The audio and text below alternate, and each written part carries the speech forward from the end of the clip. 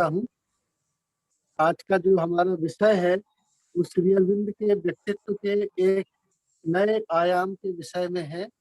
आपको विदित ही है श्री अरविंद के व्यक्तित्व के कई आयाम हैं और उसमें एक स्वरूप उनका पत्रकारिता का भी है। और इस विषय पर आज हमारे बीच में डॉक्टर सुरेश चंद्र त्यागी जी इस विषय को प्रकाशित करेंगे। उसके पहले मैं मोनिका जी से रिक्वेस्ट करूंगा कि वे श्री मात्र ध्यान का संगीत चालू करें।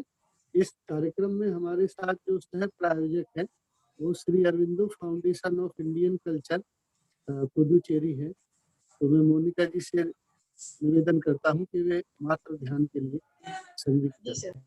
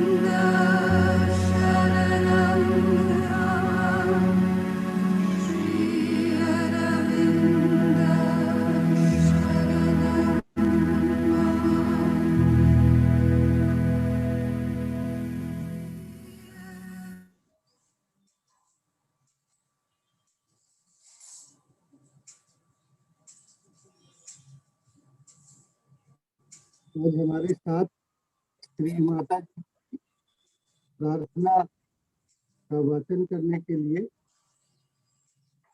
जम्मू से श्री नीरज सक्सेना जी हैं। जम्मू और कश्मीर जो है, जो हमारा राज्य है, वहाँ श्री अरविंद सोसाइटी से जुड़े हुए हमारे साधक हैं और मैं निवेदन करूंगा कि आज के कार्यक्रम में प्रार्थना और ध्यान में से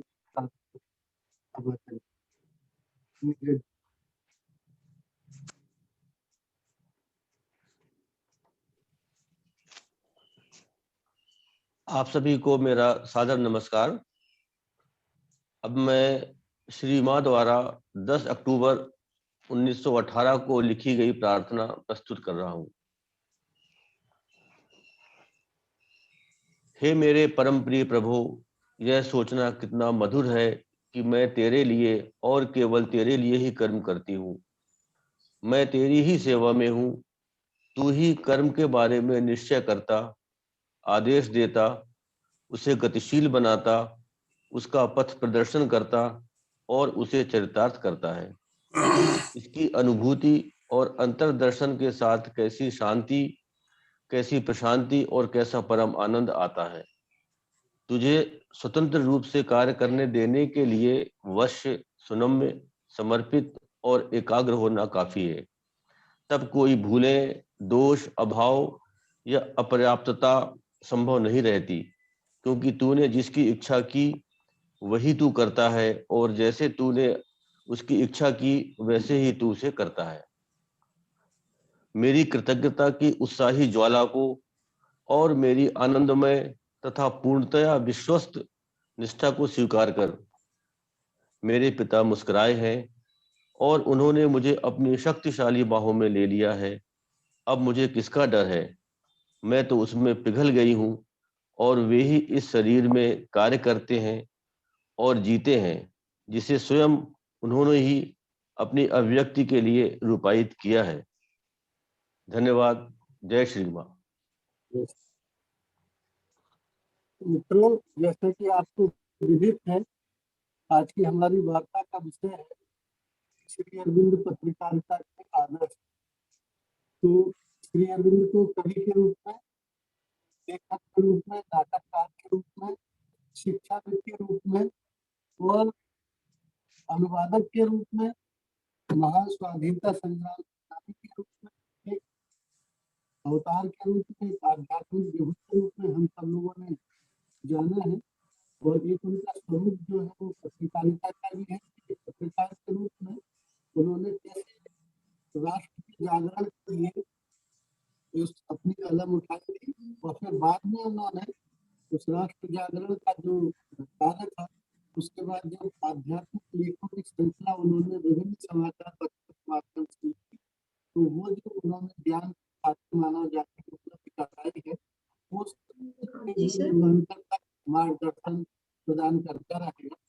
इस विषय में बात करने के लिए आज हमारे साथ मूर्धन्य विद्वान डॉक्टर सुरेश चंद्र त्यागी जी हैं। डॉक्टर त्यागी का जन्म 3 जुलाई 1943 को उत्तर प्रदेश में मुजफ्फरपुर जिले में चरथावल नामक ग्राम में हुआ। चरथावल वैसे भी श्री अरविंद योग की दृष्टि से एक तपोस्थली ही है। बाद में माध्यमिक और उच्च शिक्षा के लिए वे मेरठ और मुजफ्फरपुर गए। 1963 में आगरा विश्वविद्यालय से आपने एमए हिंदी साहित्य में गोल्ड मेडल प्राप्त किया और प्रथम स्थान प्राप्त किया, और फिर भी शैक्षणिक कार्य में लग गए। 1963 में उन्होंने शिक्षा का कार्य प्रारंभ किया। 1965 में जो कार्य सिलसिला प्रारंभ हुआ, बाद में 1970 में उन्होंने आगरा विश्वविद्यालय से ही छायावादी काव्य में सौंदर्य दर्शन ऐसा विषय लेकर पीएचडी की उपाधि प्राप्त की। और तब से पढ़ाने का और साथ ही साथ स्वयं भी अध्ययन करने का उनका जो सिलसिला चला, वो आज तक निरंतर चल रहा है। वे मेरठ कॉलेज में हिंदी विषय के पढ़ाने का कार्य उन्होंने प्रारंभ किया, और उसके बाद जो है वो सहारनपुर में रीडर और हिंदी विभाग के अध्यक्ष भी रहे। और अभी हाल के वर्षों में सेवानिवृत्त होने के पश्चात भी ये लगातार अपनी गतिविधियों से हम सबको लाभान्वित करते रहे हैं। चौधरी चरण सिंह विश्वविद्यालय मेरठ में वे शोध निर्देशक वन के रूप में शोध समिति में, और पाठ्यक्रम की जो समिति होती है उसमें भी उन्होंने गरिमामय स्थान प्राप्त किया। जो नगर प्रचारणी सभा है उसमें तथा भारतीय हिंदी परिषद के वो आजीवन सदस्य हैं। इसके अलावा कितने ही प्रकाशन, जिनका यदि हम नाम लेना प्रारंभ करेंगे, जिनमें उन्होंने लेख लिख के पुस्तिकाओं का प्रकाशन किया, और दो खास तौर पर संपर्क, जो एक अनियमित अंतराल से निकलती है, और दूसरा वार्षिकी जो हमारी अदिति पत्रिका है, जो बहुत प्राचीन आश्रम से निकलने वाली पत्रिका थी, और बीच में उसमें गैप हुआ था। अब बहुत निष्ठा पूर्वक डॉक्टर त्यागी उसके संपादन का कार्य में लगे हैं, और उसके माध्यम से ऐसे ऐसे नए हमको वो चीजें उसमें उपलब्ध कराते हैं कि जिसको देखकर हम एकदम हतप्रभ हो जाते हैं। तो डॉक्टर त्यागी ने न केवल भारत के लगभग समस्त हिस्सों का भ्रमण किया है, इसके अलावा भी वे Germany, Italy, England, Denmark, France, Hong Kong, Thailand इत्यादि की सांस्कृतिक यात्रा करके आए हैं। पर्यटन, भारतीय संस्कृति और दर्शन, ये उनके मूल कुछ अ, रुझान के विषय हैं। इसके साथ ही उन्होंने जो है कई ऐसे कार्य किए हैं जिनके लिए हम सदैव उनके ऋणी हैं, जिसमें से हिंदी क्षेत्र में जब श्री अरविंद सोसाइटी के कार्य को विस्तार देने की बात आई, तो 1999 में 2000 में हिंदी क्षेत्रीय समिति का गठन हुआ, और उसके वो प्रारंभिक सचिव का उन्होंने दायित्व संभाला एक लंबी अवधि तक। और अभी वर्तमान में वे श्री अरविंद सोसाइटी हिंदी क्षेत्रीय समिति के वरिष्ठतम उपाध्यक्ष हैं। इसके अलावा जो श्री अरविंद सोसाइटी की नेशनल कोर ग्रुप है, उसके सम्माननीय सदस्य हैं। उत्तर प्रदेश राज्य समिति के गौरवशाली वो सदस्य हैं, पदाधिकारी हैं, और मैं आज उनका यहाँ बहुत हार्दिक स्वागत करता हूँ, और उनसे निवेदन करता हूँ कि वे अपना वक्तव्य श्री अरविंद पत्रकारिता के आदर्श इस विषय पर रखने का कष्ट करें। डॉक्टर सुरेश चंद्र त्यागी, आइए। प्रणाम डॉक्टर साहब।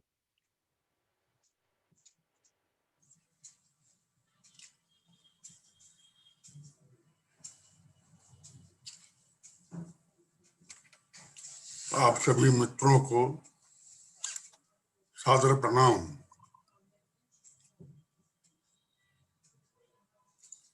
श्री अरविंद के विषय में जब भी कुछ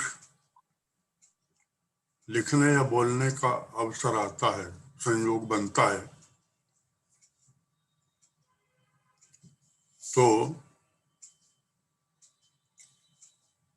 आश्रम के एक बहुत पुराने साधक वी चिदानंदम का एक संस्मरण मेरे सामने आ जाता है।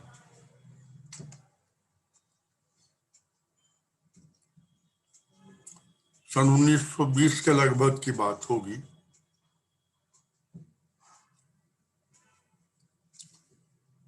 एक महानुभाव श्री अरविंद के पास आए और उनसे बोले कि मैं एक पत्रिका निकालना चाहता हूं, आपकी राय क्या है?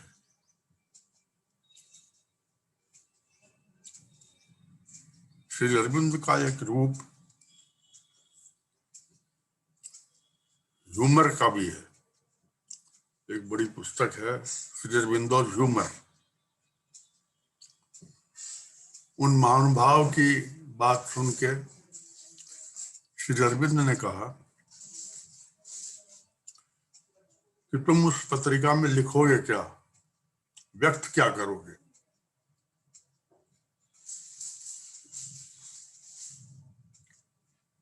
वो फिर धीरे से बोले, योर इग्नोरेंस। क्या व्यक्त करोगे उस पत्रिका में? अपनी अज्ञानता। जब मैं कह रहा था कि जब मैं बोलने का प्रयास करता हूं या लिखने का, तो मानो श्री अरविंद मेरे सामने आ खड़े होते हैं। क्या बोलोगे तुम? क्या लिखोगे? क्या व्यक्त करोगे? अपनी अज्ञानता। मैं मनोज शर्मा जी का आभारी हूं कि उन्होंने आज मुझे अपनी अज्ञानता प्रमाणित करने का अवसर दिया। जैसा भी है वह आपसे बातचीत करूंगा। कल सुबह अचानक ही फेसबुक पर किसी मित्र ने एक मदर का कोटेशन डाला, तो वो था 10 मिनट बोलने के लिए 10 दिन का मौन चाहिए।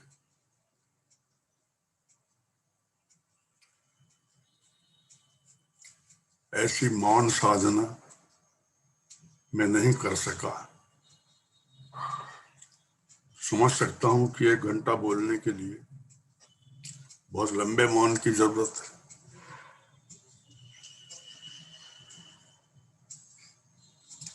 मैं बहुत एक तरह से अनौपचारिक रूप में श्री अरविंद के जो पत्रकार का रूप है वो आपके सामने रखना चाहता हूं।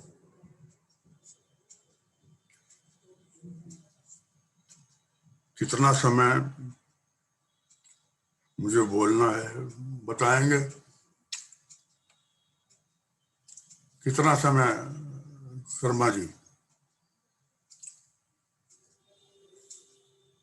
आवाज नहीं आ रही है आपकी। मेरी आवाज पहुंच रही है? हाँ डॉक्टर साहब, आ रही है। आप लगभग 50 से 55 मिनट ले सकते हैं। हम लोग 5:10 पे समाप्त करेंगे। ठीक ठीक और ठीक। और अगर थोड़ा ज्यादा भी हो जाएगा तो दिक्कत नहीं, 5:10 तक हम लोग समाप्त करेंगे। पर्याप्त समय है। हाँ, नहीं ज्यादा नहीं आप बोलिए। करूंगा। हम्म, आप अपना विषय रखिए। बहुत अच्छा विषय है और बहुत कम लोग इस विषय में बोलने वाले हैं हम लोगों के बीच में। मैं बहुत धीरे धीरे, बल्कि मैं चाहता हूं कि जो लोग उपस्थित हैं वो अपना एक नोटबुक अपने साथ रखें, क्योंकि मैं एक तरह से बहुत से रेफरेंसेस आएंगे बीच में।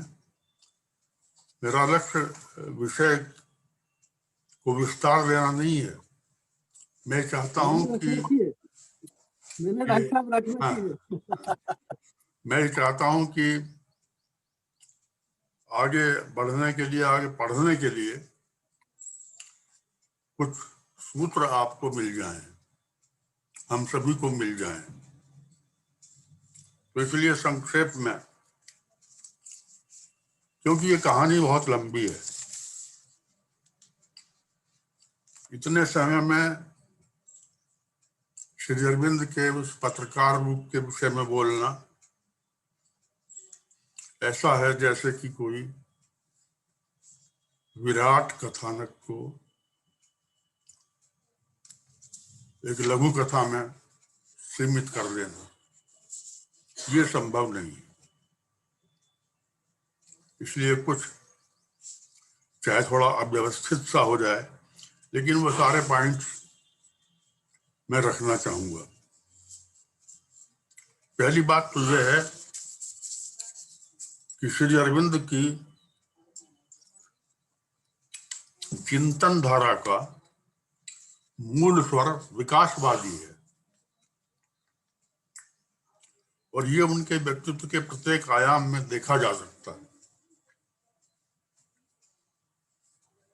चाहे काव्य हो या दर्शन हो या योग हो। पत्रकारिता के क्षेत्र में भी देखें तो वहां भी उनका ये विकासवादी चरण, विकासवादी स्वर हमें सुनाई पड़ता है। वंदे मातरम, कर्मयोगी, धर्म और आर्य, ये उनके विकास के चरण हैं।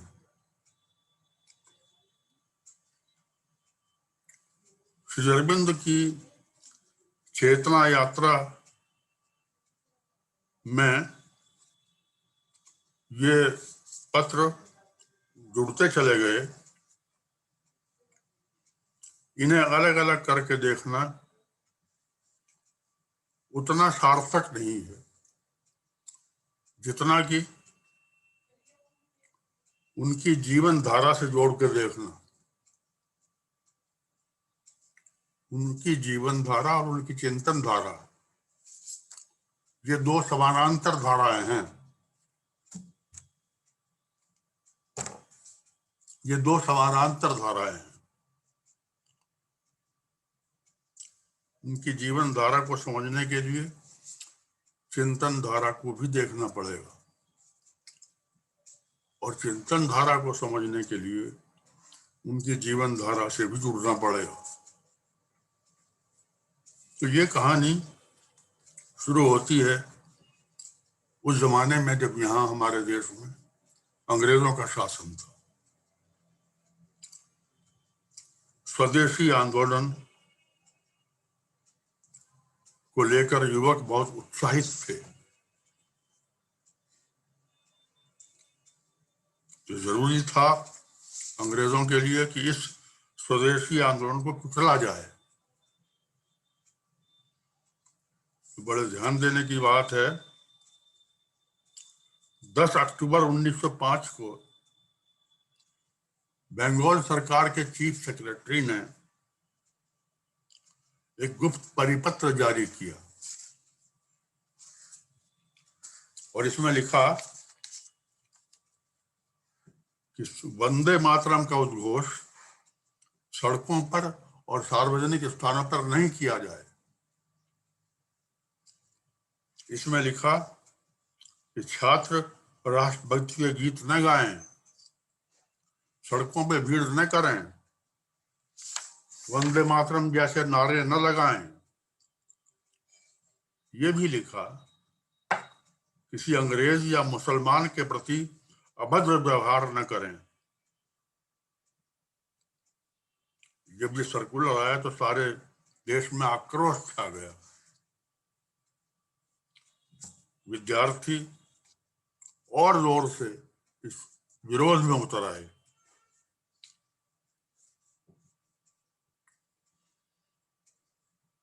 श्री अरविंद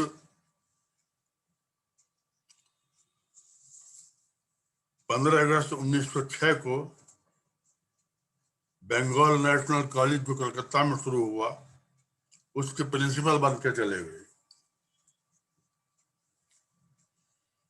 उसी दौरान बारिंद्र कुमार घोष यानी श्री अरविंद के छोटे भाई वो कलकत्ता आए और उन्होंने एक छोटा सा पैम्फलेट, जिसे हम भवानी मंदिर के रूप में जानते हैं, उसे चुपचाप उसका मुद्रण कराया और उसे वितरित किया। आप लोगों को प्रसन्नता होगी कि हमारे रवि खंडेलवाल जी ने उस भवानी मंदिर पैम्फलेट को, उसका मूल अंग्रेजी और हिंदी अनुवाद, उसे प्रकाशित कराया है पिछले दिनों। यदि आपको कभी उसकी आवश्यकता हो तो उनसे मंगा सकते हैं। लेकिन श्री अरविंद ने अनुभव किया कि इससे काम चलेगा नहीं, हमें एक नए तरीके का पत्र निकालना चाहिए। केवल एक पैम्फलेट से काम नहीं चलेगा। ध्यान दीजिए, डेट मार्च 1906 में बंगला भाषा में एक पत्र निकलना शुरू हुआ, युगांतर। ये बंगला में निकलता था। इसका पहला अंक 1906 में प्रकाशित हुआ। इसके पीछे सब श्री अरविंद की प्रेरणा थी। युगांतर उन्हीं की प्रेरणा से निकला और इसकी जिम्मेदारी, इसके प्रकाशन का दायित्व, इसके संपादन का दायित्व संभाला बारिंद्र कुमार घोष ने। आपको जानकर आश्चर्य होगा, इस पत्र में श्री अरविंद ने पहली बार बंगला में एक लेख लिखा। बंगला में, अंग्रेजी में तो लिख ही रहे थे पहले। और वो लेख था जो युगांतर में छपा, आमादेर राजनीतिक आदर्श, हमारा राजनीतिक लक्ष्य क्या है, बंगला में छपा। और उसके संक्षेप में वो था स्वाधीनता, और उसकी प्राप्ति का साधन था क्रांति। उसके बाद श्री अरविंद ने इसमें कोई लेख नहीं लिखा। बहुत बाद जाके इसकी खोज हुई इस लेख की, और इसका अनुवाद अंग्रेजी में 1991 के दिसंबर में छपा। आश्रम से तब निकलती थी पत्रिका आर्काइव्स एंड रिसर्च, उसमें ये लेख छपा। श्री अरविंद ने युगांतर में इसके अतिरिक्त कुछ नहीं लिखा। बारिंद्र कुमार घोष और उनके साथियों ने कुछ समय तक युगांतर निकाला, और आप समझिए कि भारतीय क्रांतिकारी आंदोलन में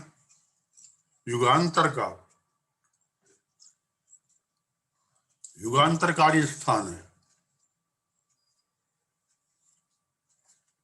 एक बड़ी समस्या ये है, इस जमाने के पत्र पत्रिकाओं को खोज निकालना ये बहुत देर में लोगों को समझ में आया कि खोज करनी चाहिए। हाल तो उस समय की जो फाइलें थी वो मिलती नहीं थी, तो युगांतर की फाइल ढूंढी गई,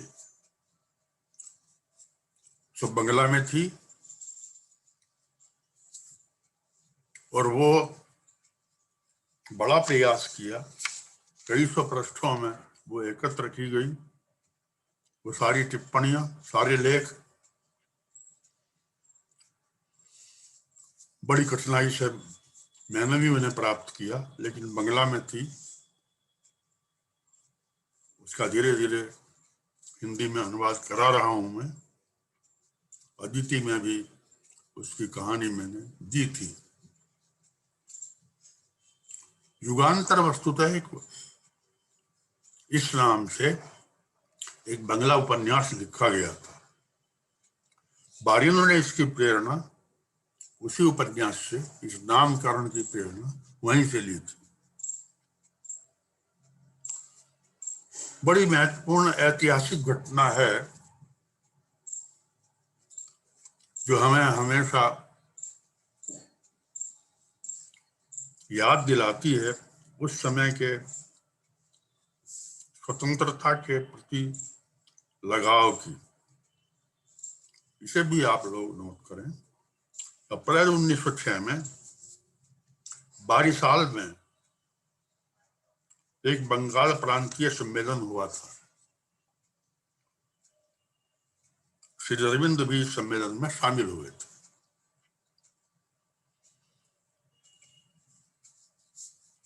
अब अंग्रेजों का तो ये कहना था कि वंदे मातरम का उच्चारण नहीं होना चाहिए,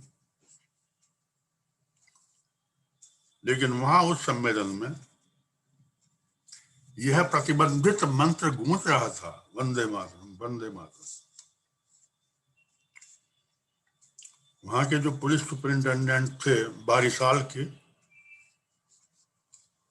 उनका नाम था F.E. Camp, KEMP। उन्होंने उस समय के प्रसिद्ध नेता सुरेंद्रनाथ बनर्जी को बुलाया और उनसे कहा कि आप ये वचन दें कि जुलूस नहीं निकालेंगे और वंदे मातरम का उच्चारण नहीं करेंगे। अगले दिन हुआ क्या, 5000 से भी ज्यादा लोग इकट्ठा हो गए, और वो सारी की सारी भीड़ सम्मेलन स्थल की ओर जाने को जमा हो गई। चारों तरफ गूंज रहा था एक ही नारा, वंदे मातरम। लाठियों और बंदूकों से लैस नेताओं को पुलिस ने रोक दिया और उसी उसी अग्रिम नेताओं में श्री अरविंद भी थे। उनको कहा कि आप तो चले जाएं, लेकिन भीड़ को, इस जुलूस को हम आगे जाने नहीं देंगे। लाठीचार्ज हुआ, सारे स्वयं सेवक दौड़ पड़े और नारा लगाते रहे वंदे मातरम। अनेक लोग घायल हो गए।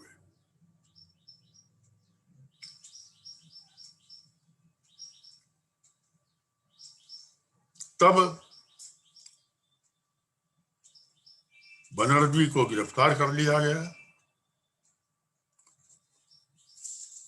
और उन पर 400 रुपये जुर्माना लगा। क्यों जुलूस लाए हो और क्यों नियमों का उल्लंघन किया है। उस सम्मेलन के बाद जो चरमपंथी थे, इनके नेता थे श्री अरविंद, उन्होंने महसूस किया कि अंग्रेजी भाषा में हमारा कोई मुखपत्र नहीं है जिसके माध्यम से अपने विचारों का प्रसार किया जा सके। लेकिन धन कहां से लाएं? धन चाहिए। साहस नहीं हो रहा था कि धन के अभाव में निकलेगा कैसे। उस समय विपिन चंद्र पाल ने एक पत्र निकालने का निश्चय किया। उन्होंने अपने एक परिचित से 500 रुपये लिए और पत्र का पंजीकरण कराया और उसका नाम रखा वंदे मातरम। भला इससे उपयुक्त नाम उस समय और हो क्या सकता था। यही अंग्रेजों की जो दमनकारी आदेश था, उसका उपयुक्त उत्तर भी यही था। लेकिन समस्या ये आई पत्र तो शुरू होकर दें, उसके लिए लेख कौन लिखेगा।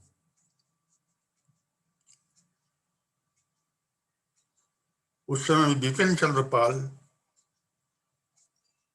सुबोध मलिक के निवास पे पहुंचे, जहां श्री अरविंद रहते थे, और उनसे कहा कि कुछ लेख लिखें इस पत्र के लिए। श्री अरविंद ने राष्ट्रवादी नेताओं की एक बैठक बुलाई और वंदे मातरम को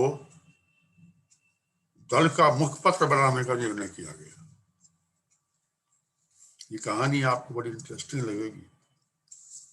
एक संपादकीय मंडल बनाया गया, इसमें थे बिपिन चंद्र पाल, श्री अरविंदो, श्याम सुंदर चक्रवर्ती, विजय चंद्र चटर्जी और हेमेंद्र कुमार घोष, हेमेंद्र प्रसाद घोष। वंदे मातरम शुरू हुआ और इसके संपादकीय लेखों ने भारतीय राजनीति की दिशा बदल दी। श्री अरविंद के देहत्याग के बाद 1950 में 28 दिसंबर 1950 को मैनचेस्टर गार्डियन को एक पत्र में एस.के. रैटक्लिफ, जो स्टेट्समैन के पूर्व संपादक थे, उन्होंने लिखा, कोट, हम श्री अरविंद को केवल एक क्रांतिकारी राष्ट्रवादी और जोशीले पत्र वंदे मातरम के संपादक के रूप में जानते थे, जिसने भारतीय दैनिक पत्रकारिता का एक नया स्वर छेड़ा था। वही लिखते हैं, ये बड़े आकार की शीट वाले हरे कागज पर छपता था। ये अंग्रेजी में लिखे प्रमुख और विशेष लेखों से भरा रहता था और इसमें ऐसी दीप्ति और तीक्ष्णता थी जो अभी तक भारतीय प्रेस को प्राप्त हुई नहीं थी, जिसे हम राष्ट्रवादी चरमपंथ कहते थे। यही इस पत्र का प्रभावी स्वर था। ये कोटेशन था। ध्यान दीजिए, वंदे मातरम के प्रथम पृष्ठ पर क्या छपा रहता था। 3 चीजें छपी रहती थी मुख पृष्ठ पर। Number 1, Vande Mataram, a daily organ of Indian nationalism. आपको ध्यान होगा डॉक्टर करण सिंह की जो पुस्तक है उसका नाम है, जो उनका पीएचडी का थीसिस है, शोध प्रबंध है उनका, इंडियन नेशनलिज्म का प्रॉफिट ऑफ इंडियन नेशनलिज्म। ये डॉक्टर करण सिंह की पुस्तक है, प्रकाशित है। पहली चीज छपी रहती थी Vande Mataram, a daily organ of Indian nationalism. दूसरा छपा रहता था स्वदेशी पेपर ऑफ इंडिया। और तीसरी चीज छपी रहती है our policy India for Indians. ये तीन चीजें छपी रहती थी। जब लाला लाजपत राय का निर्वासन हुआ तो उन्होंने 4 मई 1907 को ये लिखा, कोटेशन श्री अरविंद को लिखा, वंदे मातरम को लिखा, यूं कहना चाहिए।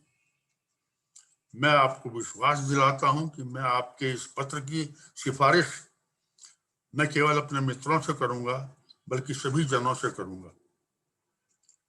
मेरे लिए तो ये एक बौद्धिक उत्सव है और मेरी गंभीर इच्छा है कि इसकी उपयोगिता को कोई भी चीज नष्ट न कर सके। यह शानदार सेवा कर रहा है। मेरी प्रार्थना है कि वंदे मातरम चिरंजीवी हो। मातृभूमि का एक विनम्र सेवक लाजपत राय। ये पत्र है 4 मई 1907 का। लेकिन मजेदार बात यह थी कि किसी लेखक का नाम उसमें नहीं होता था वंदे मातरम। किसने लिखा है? लेख तो हैं, उनका लेखक कौन है ये पता नहीं। बहुत समय बाद एक क्रांतिकारी कार्यकर्ता जिनका नाम था अविनाश भट्टाचार्य, कहीं ना कहीं चीजें नोट कर लें, मेरा आग्रह यही है कि मैं तो संक्षेप में संकेत कर रहा हूं, आप इनका विस्तार से कहीं खोज करें तो आपको इतना आनंद आएगा जैसे किसी बहुत महत्वपूर्ण कथानक को आप लिख रहे हो। उसने लिखा है, अविनाश भट्टाचार्य ने, कि जब कोई व्यक्ति वंदे मातरम के कार्यालय से लेख लेने के लिए आता था श्री अरविंद से, तो श्री अरविंद कहते थे कुछ देर प्रतीक्षा करो, बैठो, और बिना कलम या पेंसिल रोके लिखना शुरू कर देते थे। कुछ प्रश्न लिख के पूछते थे, क्या इतना काफी है? किसी भी तरह के कागज पर, बिलों के पीछे, पैकिंग पेपर के पीछे फटे कागज के टुकड़ों पर लिख देते थे। यही संपादकीय लेख होते थे जिनकी प्रतीक्षा अगली सुबह लोग किया करते थे। बाद में श्री अरविंद वंदे मातरम के कार्यालय जाने लगे। कार्यालय पहुंचकर श्री अरविंद जो तार प्राप्त होते थे, जो आज के समाचार होते थे, उनकी जानकारी लेते थे, उन पर टिप्पणी करनी होती थी, तो बिना रुके संपादकीय लिखकर वहीं के वहीं वे दे देते थे। श्री अरविंद ने वंदे मातरम को व्यवस्थित किया। शुरू में वे पत्र घाटे में चल रहा था। मैंने आश्रम के आर्काइव्स में वंदे मातरम की फाइल देखी। मैं असल में देखना चाहता था कि पृष्ठ पर क्या छपता है। वो तो मैंने बताया आपको क्या क्या छपता था। Vande Mataram daily organ of Indian nationalism. मुझे जिज्ञासा ये थी कि जब मैंने जो अंक मेरे सामने आया आर्काइव्स में, उसके पृष्ठ पे अनुवाद था अंग्रेजी में, पगड़ी संभाल जट्टा, इस पूरी कविता का अनुवाद था। मैं जानना चाहता था कि ये अनुवाद किसने किया है। पगड़ी संभाल जट्टा तो इधर बहुत महत्वपूर्ण एक गीत था। जिज्ञासा ये थी क्या श्री अरविंद ने इसका अनुवाद किया है अंग्रेजी में, लेकिन कहीं भी श्री अरविंद ने नहीं जिक्र किया कि अनुवाद मैंने किया है। शुरू में यह पत्र घाटे में चल रहा था, फिर एक संयुक्त स्टॉक कंपनी बनाई गई, फिर सवाल आया कि संपादक कौन होगा, बिपिन चंद्र पाल या श्री अरविंद। फिर तय हुआ कि दोनों का नाम संयुक्त संपादक के रूप में छपेगा। तय हुआ, सबने मिलकर तय किया कि बिपिन चंद्र पाल को 100 रुपए मासिक वेतन दिया जाएगा।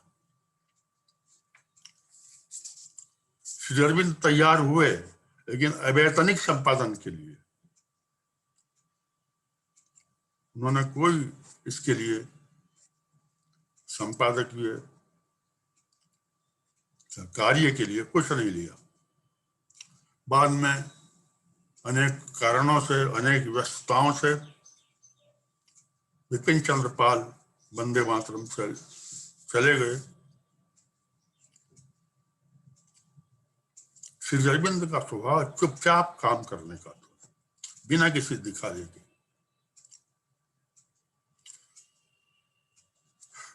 एक बार जब पाल चले गए तो गलती से प्रधान संपादक के रूप में श्री अरविंद का नाम छप गया वंदे मातरम पर। श्री अरविंद इससे बहुत नाराज हुए। वो नहीं चाहते थे किसी तरह का आत्म प्रसार हो। वंदे मातरम का प्रकाशन एक दैनिक के रूप में हुआ था 7 अगस्त 1906 से। फिर इसका एक साप्ताहिक संस्करण निकलना शुरू हुआ। इसलिए जो आप शेविंग के कंप्लीट वर्क्स में वंदे मातरम वाला वॉल्यूम देखेंगे SABCL में या बाद में भी जो संग्रह हुआ है, उसमें आप देखेंगे कि उसमें डेली अलग है और साप्ताहिक अलग है। दैनिक के लेख अलग हैं, साप्ताहिक के लेख अलग हैं।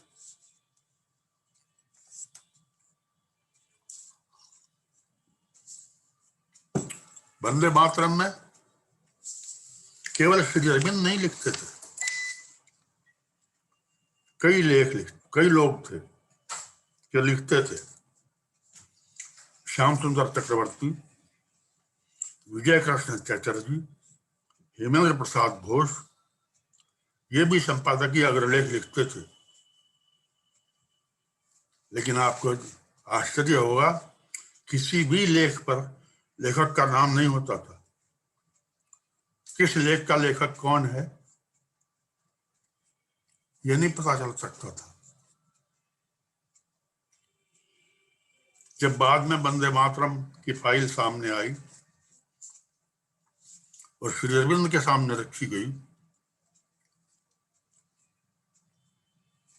तब श्री अरविंद ने स्वयं निशान लगा कर ये बताया ये लेख मेरे हैं। जो आप उनके कंप्लीट वर्क्स में लेख पढ़ते हैं वो स्वयं श्री अरविंद के द्वारा चिन्हित हैं। कहा जाता है कि श्याम सुंदर चक्रवर्ती और श्री अरविंद के लेखन के स्टाइल में, उनकी शब्द योजना में बहुत साम्य था। कठिन था ये बताना कौन सा लेख श्री अरविंद का है, कौन सा श्याम सुंदर का है। वंदे मातरम से प्रेरणा लेके अन्य भाषाओं में भी वंदे मातरम निकला। पूना से मराठा वंदे मातरम निकला। वंदे मातरम की एक प्रति पढ़ के अमेरिका की तत्कालीन राष्ट्रपति रूजवेल्ट ने कहा था ये बहुत दिलचस्प पत्र है। वंदे मातरम में लिखित श्री अरविंद का एक एक वाक्य राष्ट्रवादियों के लिए वेद मंत्र था। लेकिन 2 लेखमालाएं उसमें ऐसी छपी आज भी राष्ट्र धर्म का प्रेरक दर्शन है। ये थी number 1, the doctrine of passive resistance, निष्क्रिय प्रतिरोध का सिद्धांत। दूसरी लेखमाला थी शैल इंडिया बी फ्री, क्या भारत स्वतंत्र होगा। दूसरी जो लेखमाला थी उसके ये शब्द सुनिए, कोटेशन, किसी राष्ट्र के पक्के स्वास्थ्य और सशक्त जीवन के लिए स्वाधीनता पहली आवश्यकता है।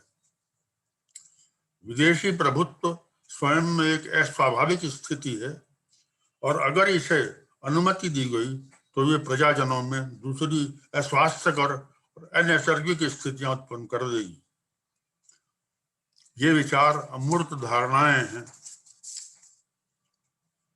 नहीं है, बल्कि एक इतिहास की असंदिग्ध शिक्षा है जो कि दुनिया के अनुभव का रिकॉर्ड है। राष्ट्रवाद इसी अनुभव पर आधारित है और भारत की जनता का आह्वान करता है कि वो पराधीनता के लिए राजी होने की अनुमति न दे, क्योंकि पराधीनता राष्ट्रों के लिए मृत्यु की नींद है। ये है वंदे मातरम का दर्शन। भला ऐसी विचारधारा को ब्रिटिश सरकार कैसे सह सकती थी, लेकिन समझ में नहीं आ रहा था कि इस राष्ट्रवादी स्वर को बंद कैसे किया जाए।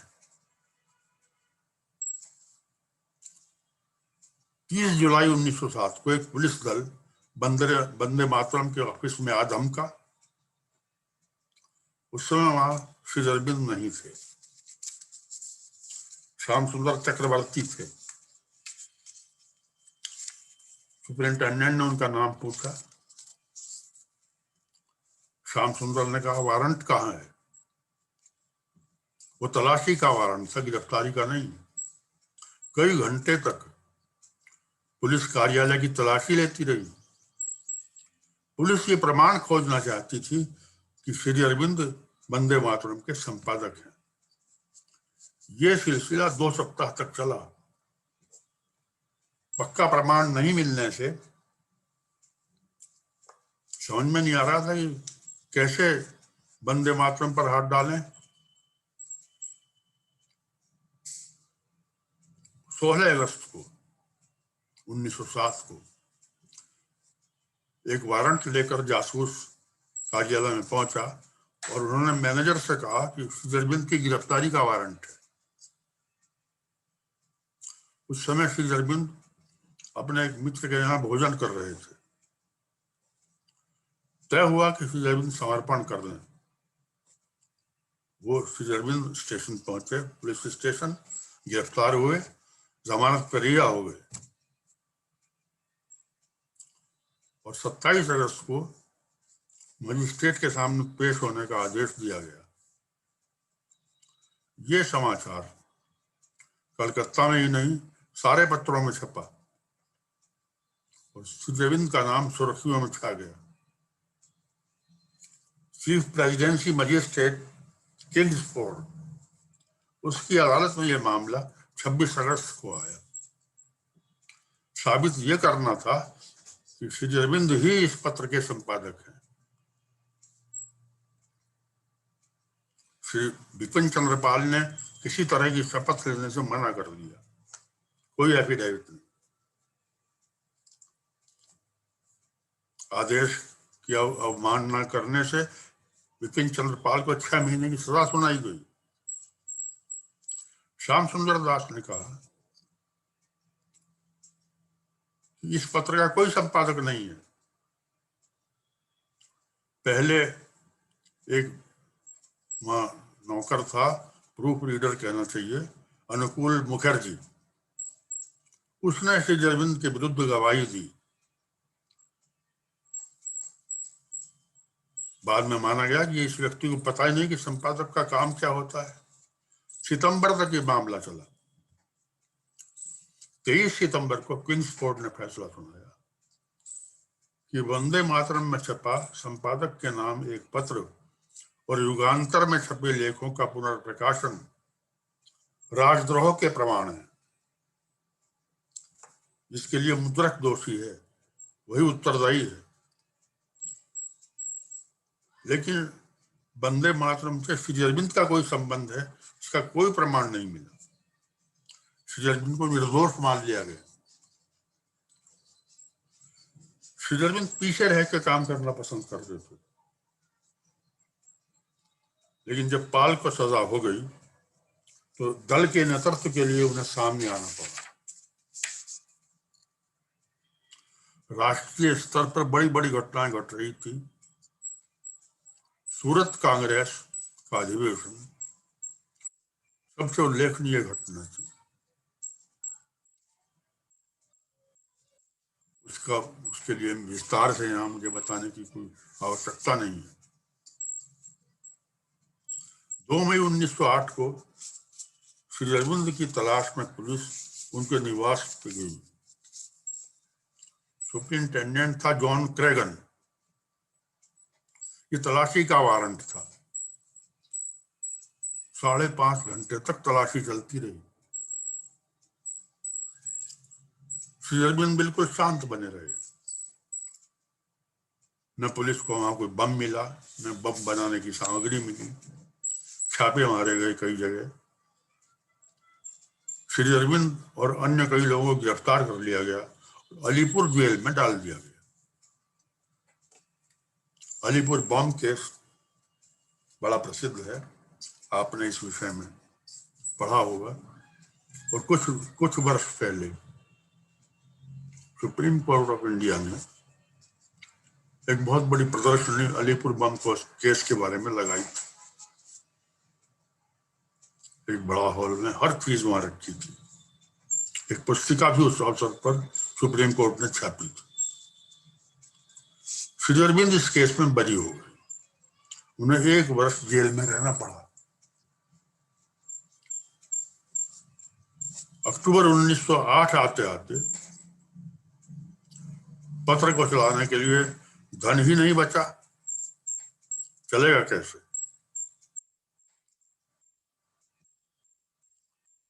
पत्र को शहीद की मत दिलाने के लिए विजय चंद्र चटर्जी ने एक लेख लिखा जिस पर पुलिस का ध्यान जाना ही जाना था। वंदे मातरम बंद हो गया और प्रेस जब्त कर लिया गया। जेल से रिहा होने के बाद श्री अरविंद को यह कहानी याद हुई। पत्र अगर जिंदा होता तो श्री अरविंद उसके लिए फिर लिखना शुरू कर देते।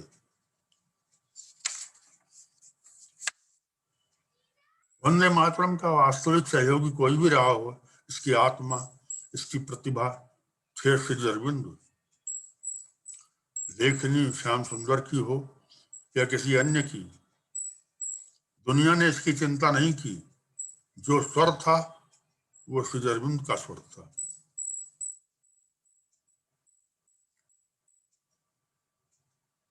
पांच मई 1909 को श्री अरविंद का 1 वर्ष का जेल जीवन पूरा हुआ। उसके बाद वो पहली जनसभा को संबोधित करने को तैयार हुए और वो भाषण जो उन्होंने उस समय दिया 30 मई को 1909 को, उसे हम उत्तरपाड़ा भाषण के रूप में जानते हैं। इस भाषण में जेल की अनुभूतियों का मार्मिक विवरण है और इसमें भावी कार्य योजना के संकेत भी हैं। ये भाषण इसलिए महत्वपूर्ण है कि श्री अरविंद ने अपनी आध्यात्मिक अनुभूतियों की सार्वजनिक अभिव्यक्ति इससे पूर्व या पश्चात कभी नहीं की।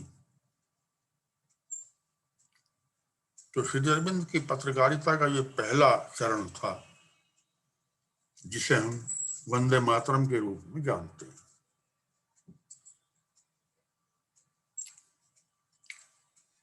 एक बात मैं आप लोगों से कहना चाहता हूं, क्योंकि अब श्री अरविंद के लेखन का लगभग अधिकांश हमारे सामने उपस्थित है। 38 वॉल्यूम में उनके कंप्लीट वर्क्स हैं। हमें अलग से वंदे मातरम के लेखों की स्टडी करनी चाहिए। इस रूप में हमने कभी देखा ही नहीं। मैंने बड़े ध्यान से देखा कि अगर उस समय की राजनीतिक, धार्मिक या अन्य सामाजिक घटनाओं के बारे में एक प्रामाणिक जानकारी कभी जरूरत है तो हमें वंदे मातरम पढ़ना चाहिए। इसको हमें गहराई से देखना पड़ेगा। लेकिन चलें, कभी मौका आएगा तो हम सब लोग मिलकर वंदे मातरम की स्टडी करेंगे, उनके लेखों को पढ़ेंगे। उनकी पत्रकारिता के विकास का दूसरा चरण है कर्मयोगी साप्ताहिक। ये अंग्रेजी में निकलता था।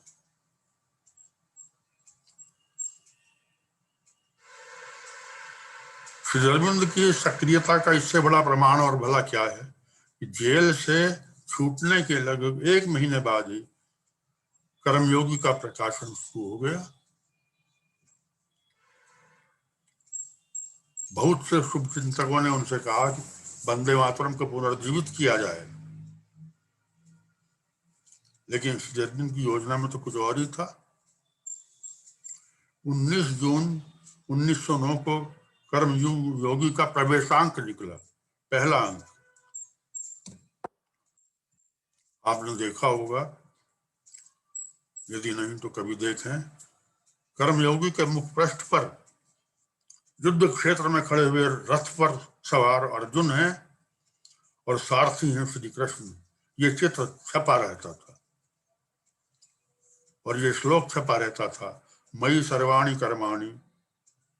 ये पूरा श्लोक, निराशीर निर्ममो भूत्वा युद्धस्व गतज्वर है। इसकी डेट क्या 19 जून बोली है जी? डेट इसकी 19 जून बोली है। 19 जून 1909। ठीक है जी, ठीक है। लेकिन आप देखिए अंतर कहाँ है। श्री अरविंद के जो विकास का जो दूसरा चरण है ये पत्रकारिता का, इसमें अंतर क्या है? वंदे मातरम के मुख पृष्ठ पर जो छपता था वो 3 वाक्य, वो मैंने आपको बताए। इस पत्र पर जो छपता था मुख पृष्ठ पर, वो देखिए वो क्या है, a weekly review of national religion, literature, science, philosophy etcetera. बदल गया ना जी? बिल्कुल इस तरह बदला। राष्ट्रीय धर्म, साहित्य, विज्ञान, दर्शन इत्यादि का एक साप्ताहिक रिव्यू ये छपा रहता था मुख पृष्ठ पर। इसका कार्यालय 2-3 जगह बदला गया और ये बहुत जल्दी आत्मनिर्भर हो गया। बहुत महत्वपूर्ण बात आप सुनिए। कर्मयोगी के प्रवेशांक में श्री अरविंद ने एक लेख लिखा, इसका शीर्षक था आवर सेल्व्स, हम। इसका अनुवाद भी उपलब्ध है, मैंने भी शायद अदिति में छापा था। देखिए यहाँ से जो चिंतन धारा है उसका परिवर्तन दिखाई पड़ता है। इस लेख में श्री अरविंद लिखते हैं, इन्वर्टेड कॉमास में सुनिए, हमें अभी अपने आप को जानना है। हम क्या थे, क्या हैं और क्या हो सकते हैं। हमने अतीत में क्या किया है और भविष्य में क्या करने में समर्थ हैं। हमारा इतिहास और हमारा लक्ष्य, यही है पहला और सर्वाधिक महत्वपूर्ण कार्य जो कर्मयोगी ने अपने लिए निश्चित किया है, इस ज्ञान का प्रचार करना। ये है मूल भावना कर्मयोगी की।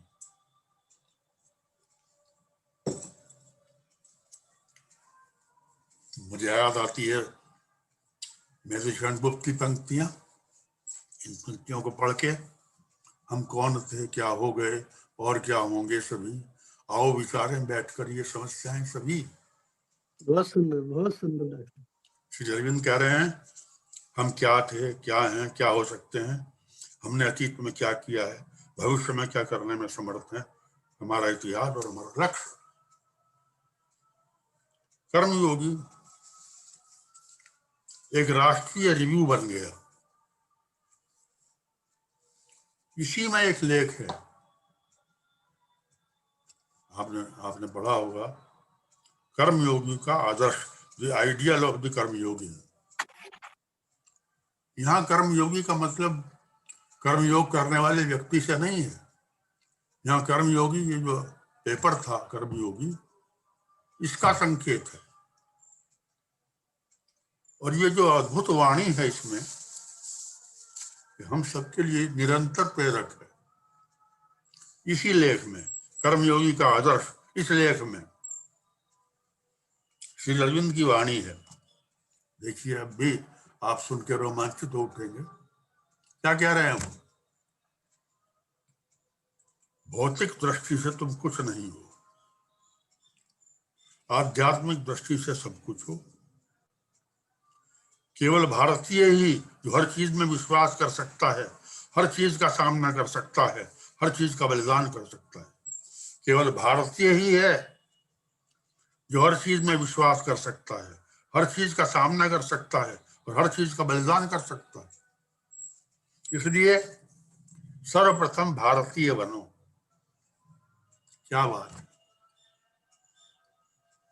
अपने पूर्वजों की विरासत को पुनः प्राप्त करो, पुनः प्राप्त करो आर्य चिंतन, आर्य अनुशासन, आर्य चरित्र और आर्य जीवन। वेदांत, गीता, योग को पुनः प्राप्त करो। इनको पुनः प्राप्त करो, केवल बुद्धि और भाव में नहीं, जीवन में।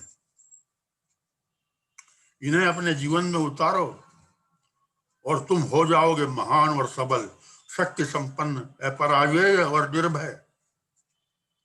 तुम्हारे लिए जीवन या मृत्यु का कोई आतंक नहीं रहेगा। कठिनता और असंभवता शब्द तुम्हारी शब्दावली से लुप्त हो जाएंगे। अपना बाहरी साम्राज्य वापस जीतने से पहले तुम्हें अपना राज्य, आंतरिक स्वराज जीतना होगा, क्योंकि आत्मा में ही शाश्वत शक्ति है। यहाँ कोटेशन समाप्त होता है। बहुत ही सुंदर, बहुत ही सुंदर। ये ऐसे शब्द हैं कर्मयोगी का आदर्श लेख में जो आज भी नए नए लगते हैं और हमेशा लगते रहेंगे। भौतिक दृष्टि से तुम कुछ नहीं हो, आध्यात्मिक दृष्टि से तुम सब कुछ हो। इसकी लोकप्रियता इतनी बढ़ी कर्मयोगी की कि दूसरी भाषाओं में भी इसके संस्करण प्रकाशित हुए। बंगाली में, हिंदी में, तमिल में कर्मयोगी निकला। मैंने मनोज जी से कहा था कि वहाँ भोपाल में जो पत्रिका का संग्रहालय है, भारत का सबसे बड़ा, उसमें हिंदी कर्मयोगी के कुछ अंक हैं, रखे हुए हैं निश्चित रूप से। मैंने, अगर हमें वो अंक जो कर्मयोगी हिंदी में निकला था, हिंदी में निकला था इलाहाबाद से, जी जी, उसके अंक वहाँ हैं। हाँ, मेरी बात हुई है। अच्छा अच्छा, हाँ, मिलेंगे, जरूर मिलेंगे, माता जी चाहेंगी जरूर मिलेंगे, बात हुई है। उसकी हम फोटो स्टेट कॉपी हम जी जी प्राप्त कर सकते हैं। हाँ, माधव सप्रे संग्रहालय में है। हाँ, उसमें वहाँ है। और ये संपादित किया था पंडित सुंदरलाल ने। जी हाँ, बताया था पंडित सुंदरलाल, वो जिन्होंने अंग्रेजों के जमाने में एक पुस्तक लिखी थी, भारत में अंग्रेजी राज। ये पुस्तक बैन हो गई थी। पंडित सुंदरलाल, खैर वो कहानी अलग है, कभी बाद में सुनाऊंगा आपको। उसी अरविंद से मिले थे और कलकत्ता के जो भाषण दिया था कलकत्ता में से अरविंद ने, उन्होंने भाषण दिया था वहाँ।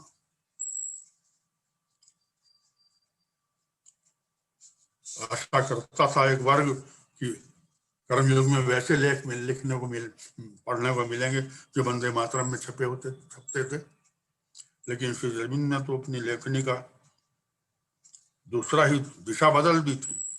योग, दर्शन, कला, ऐसे विषयों पर कर्मयोगी में लेख छपते थे और उसमें राजनीतिक घटनाओं की प्रतिक्रियाएं भी रहती थी। फिर ध्यान में आया कि बंगाली भाषी जो लोग हैं वो कर्मयोगी को समझ नहीं सकते, इसलिए बंगला में एक निकालना चाहिए पत्र। बंगाल में बंगाली भाषा में एक पत्र निकले ताकि बंगालियों तक संदेश पहुंच सके। तब श्री अरविंद ने बंगाली में एक पत्र निकाला, धर्म। इसमें जो लेख छपे उसका अनुवाद तो अब उपलब्ध है। उन लेखों का बहुत महत्वपूर्ण लेख है। ये बंगाली धर्म प्रकाशित होना शुरू हुआ। एक प्रति का मूल्य था 2 पैसे। इसका प्रवेशांक 23 अगस्त 1909 को निकला। इसके संपादक का नाम छपता था श्रीयुत अरविंद घोष। कर्मयोगी और धर्म दोनों का ही संपादन श्री अरविंद अकेले कर रहे थे। एक बड़ा मजेदार प्रसंग आपको सुनाऊं। कुछ नवयुवक उनके साथ थे सहायता करने के लिए, नलिनीकांत गुप्त, विजय नाग, सुरेश चक्रवर्ती और रूपचंद मजूमदार। नलिनीकांत गुप्त ने एक संस्मरण बड़ा इंटरेस्टिंग लिखा है। श्री अरविंद ने उन्हें बुलाया और नलिनीकांत गुप्त से कहा, क्या तुम्हें लेखन का कुछ अनुभव है? लिखना जानते हो? नलिनी ने उत्तर दिया, मैंने कभी कुछ नहीं लिखा, कॉलेज के निबंधों के अतिरिक्त कुछ नहीं लिखा। हाँ, आप कहें तो मैं प्रयास कर सकता हूं। श्री अरविंद ने उनका उत्साह बढ़ाया और उसमें कुछ समाचारों के स्तंभ का एक प्रकाशन कार्य, संपादन कार्य नलिनी को दिया। धर्म के आधे भाग में लेख छपते थे, आधे में समाचार। बड़ी इंटरेस्टिंग बात सुनिए। श्री अरविंद ने नलिनी से कहा, संपादन के इस कार्य के लिए तुम्हें 10 रुपए महीना पारिश्रमिक मिलेगा और इसका बुरा मानने की जरूरत नहीं है। उन्होंने समझाया कि यह नियम की बात है, क्योंकि उचित पारिश्रमिक के बिना किसी कार्य की अपेक्षा करना उचित नहीं है। इसलिए वो राशि देंगे और ये जेब खर्च के रूप में तुम्हें स्वीकार करनी चाहिए। नलिनी ने लिखा है कि ये मेरे जीवन की पहली कमाई थी।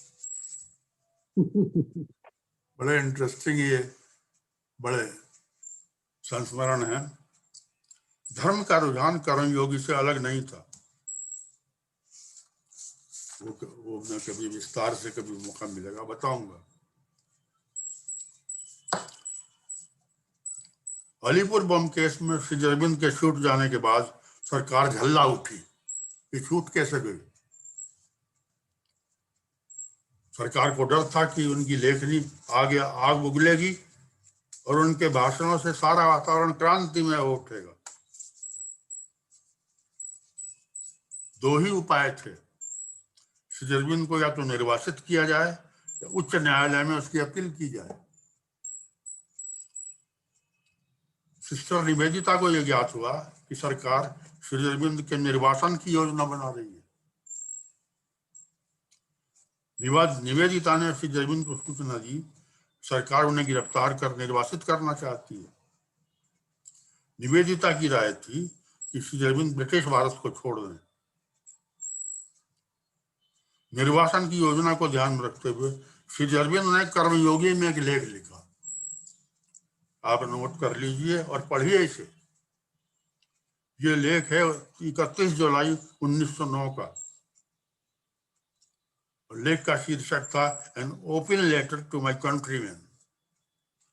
मेरे देशवासियों के नाम मेरा खुला पत्र। निवेदिता ने बाद में कहा कि आपके लेख ने ये काम अपना काम कर दिया है। सरकार ने निर्वासन का विचार छोड़ दिया है, लेकिन कुछ समय के लिए। 25 दिसंबर 1909 को श्री अरविंद ने एक और लेख लिखा। इस लेख का शीर्षक है टू माय कंट्रीमैन। ध्यान दीजिए, 2 लेख हैं। पहला लेख है my open letter to my countryman. ये दूसरा लेख छपा, इसका है टू माई कंट्रीमैन। इस लेख में उन्होंने राष्ट्रवादियों का आह्वान किया। उन्होंने लिखा, इंतजार का समय बीत चुका है। हमारे सामने 2 बातें स्पष्ट होनी आवश्यकता है। पहली ये कि भविष्य हमारे हाथों में है और इसके निर्माण में हम नरम दल का सहयोग नहीं लेंगे। ये उन्होंने लिखा। जो करना है हमें स्वयं करना है।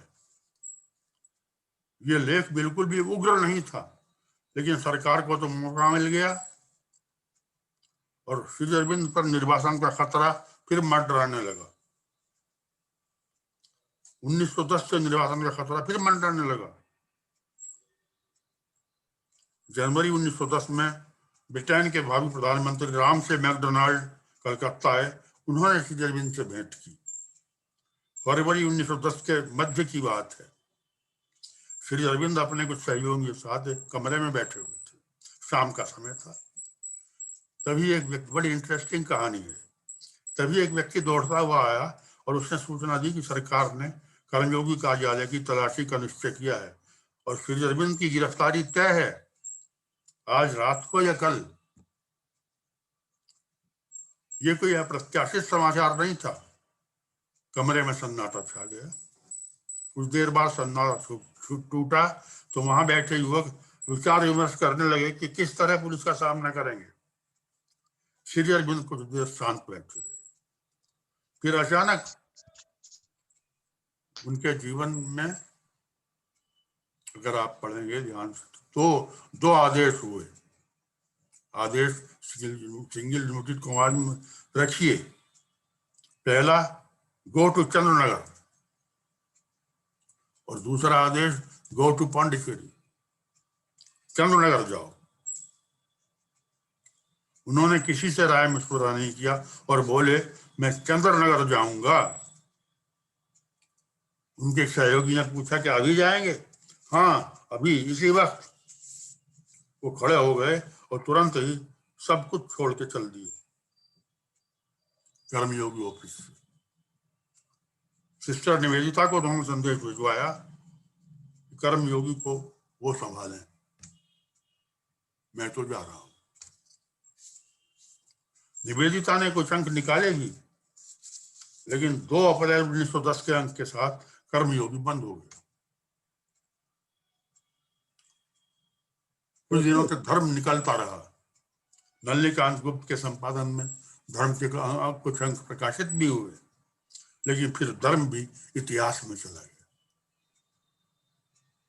मेरा ऐसा अनुरोध है, हाँ, यदि आपके पास, आप अगर और समय देने के लिए तैयार हो, हाँ, तो उसके बाद जो आर्य और जो मदर इंडिया तक की जो श्रृंखला है, हाँ, उसके लिए हम लोग एक और इसी तरह का 1 घंटे का एक और आपसे समय लेकर एक प्रोग्राम करें, ताकि विस्तार से वो वाली भी बात आ जाएगी। वो तो बहुत ही इंटरेस्टिंग है। तो बिल्कुल सही है, ये सही है, क्यों वो लंबा इतिहास है और बहुत वो ज्यादा महत्वपूर्ण है। ज्यादा तो नहीं, पर महत्वपूर्ण वही है। हाँ, तो कैसे आज ये निकला। मेरा ऐसा अनुरोध है कि जैसे आज हम लोगों का जो सीमित समय था, हाँ, इसके बाद हम लोग 19 अप्रैल को लगभग 1 महीने के पश्चात हाँ, एक इसी का पार्ट 2 फिर से कर लें आपके द्वारा, और उसमें हाँ, जहां तक ये धर्म तक की अभी तक की आपने यात्रा बता दी है, हाँ, इसके बाद फिर इसके आगे की आर्य और आर्य के बाद मदर इंडिया तक की, तो उसको हाँ, वेरी विस्तार गुड, से उसको भाग 2 में हम लोग ले सकेंगे। बिल्कुल तो सही है। पूरी बात 19 श्री अप्रैल अरविंद का दिन हम पत्रकारिता के लोग आदर्श भाग 2 भाग 2 कर लेंगे। हाँ, तो उसमें पूरा क्योंकि अभी जल्दबाजी में करेंगे भी तो 15 मिनट का वो विषय है नहीं, हमने आपको उस पर सुना है बहुत विस्तार से। हाँ, तो मेरी ऐसी इच्छा है कि उसमें भी लगभग 1 घंटा तो लगेगा ही। तो यदि आपकी अनुमति हो तो फिर उसको हम लोग भाग 2 में 19 अप्रैल को कर लेंगे। चाहे जब रख लीजिए, क्योंकि जी ये कहानी इतनी इंटरेस्टिंग है मनोज जी। जी जी, मैं बिल्कुल तो इसे बिल्कुल। पढ़ के, मैं समझता हूँ कि पढ़ने के बाद मुझे फिर कोई ये सब अच्छा ही नहीं लगता कि बाकी जिज्ञासा होती है कि आगे क्या होगा। और समय यही हुआ, और समय कब निकल गया मालूम ही नहीं चलता है। चलिए, बस मेरा आग्रह यही है कि हम अपनी खोज में लगे रहें, निरंतर अनुसंधान करते रहें, नए नए तथ्य सामने आएंगे। ठीक है, ऐसा करते हैं। आप लोगों ने ध्यान से सुना, शायद कुछ जिज्ञासा जागृत हुई होगी। अगर ऐसा हुआ है तो मेरा ये श्रम जो है वो सार्थक हुआ। धन्यवाद। बहुत धन्यवाद डॉक्टर साहब, और आपसे इतना विस्तार से सुना। अभियुक्तियों के मन में इस विषय पर श्री अरविंद के व्यक्तित्व के इस आयाम को और गहराई से जानने का इच्छा प्रबल हुई है, क्योंकि अगला जो संवाद का कार्यक्रम है वो 4 अप्रैल का पूर्व निर्धारित है। डॉक्टर अजीत सबनिस उसमें तमसो मां ज्योतिर्गमय ऐसा विषय लेकर 4 अप्रैल को इसमें आएंगे कार्यक्रम में। लेकिन उसके ठीक बाद का जो 19 अप्रैल का हमारा कार्यक्रम होगा, 4 अप्रैल के बाद 11 और 7 18 अप्रैल के आसपास जो भी हमारा रविवार होगा, उसमें श्री अरविंद पत्रकारिता के आदर्श भाग 2 या उत्तरार्ध ऐसा करके, तो उसमें हम लोग डॉक्टर साहब से और विस्तार से इस विषय में सुनेंगे। और यही मैं मोनिका जी से कहूंगा कि वो 2 क्षण के लिए श्री माँ के चरणों में कृतज्ञता का संगीत बजाएंगे, उसके पश्चात अपना कार्यक्रम। धन्यवाद डॉक्टर साहब, आप सब उपस्थितों को भी प्रणाम करता हूँ। मोनिका जी, आपके प्रश्नों का उत्तर नहीं हो पाया, लेकिन अगली दफे से ही। हाँ, अगली बार करेंगे डॉक्टर साहब, समय लेकर, भले ही थोड़ा पहले शुरू कर लेंगे।